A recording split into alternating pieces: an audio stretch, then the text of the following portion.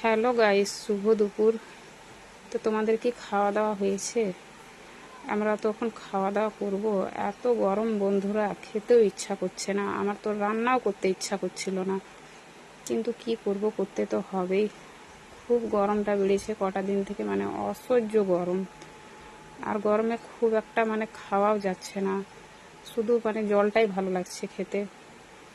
তো চলো, আজকে আমি কি রান্না করেছি চলো দেখে নাও। তোমাদের সঙ্গে আগে শেয়ার করব, তারপর তো খাওয়া দাওয়া করব। তো এই যে দেখো ভাত, এইটুকু ভাতও আমরা খেয়ে শেষ করতে পারছি না।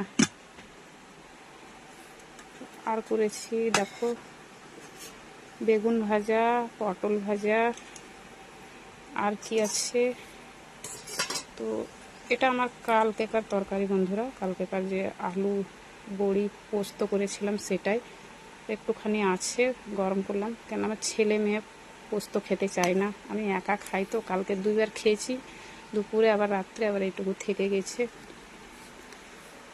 আর তরকারিতে বানিয়েছি দেখো আলু, পটল, সয়াবিন, বেগুন, টমেটো দিয়ে সব কিছু মিশিয়ে একসাথে রান্না করে দিয়েছি। তো আজকে আমাদেরকে ভাত খেতে একটু ভালোই লাগবে। যাই হোক, কেননা আমার ছেলে মেয়ে আমি আমরা 3জনাই সয়াবিন খেতে ভীষণ ভালোবাসি, তার জন্য। তো আর সাথে আছে এই যে দেখো আম। আমার ছেলে আম খাবো করে বিরক্ত করছে। গরমে আম খেতেও ভয় লাগছে, কিন্তু মানবে না। তাও আবার বলেছে গোটা ছাড়িয়ে দাও, গোটা খাবো। তার জন্য আজ কাটলাম না, এমনি ছাড়িয়ে দিলাম গোটাই। তো বন্ধুরা, কীরকম লাগলো আমার আজকের দুপুরের এই আয়োজন? তো ঠিক আছে বন্ধুরা, এখনকার মতো ভিডিওটা এই পর্যন্তই। সবাই ভালো থেকো, সুস্থ থেকো। এই গরমে যেন সবার শরীর ভালো থাকে, আমি এটাই কামনা করব।